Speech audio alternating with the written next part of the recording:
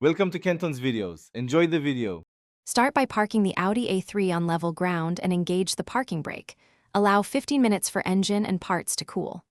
Open the hood and remove the negative battery terminal using a 10 mm wrench to prevent electrical shorts while working near the grille.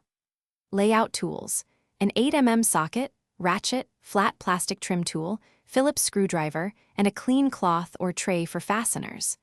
Wear gloves and eye protection. Inspect the new grille for fit and alignment before beginning disassembly. To remove the old grille, first use the trim tool to lift and detach plastic clips along the top edge, then remove the 3 visible 8 mm bolts securing the grille to the bumper beam.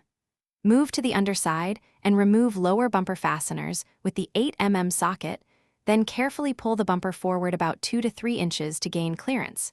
Support it so it does not stress clips. If the grille has sensors or a washer hose, press the locking tab and disconnect those connectors before pulling the grille free.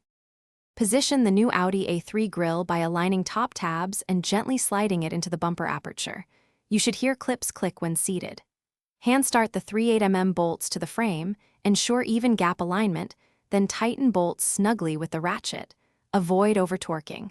A firm hand plus about a quarter turn is sufficient. Reconnect any sensors and the washer hose, reattach the negative battery terminal, close the hood, and test sensors and washer operation.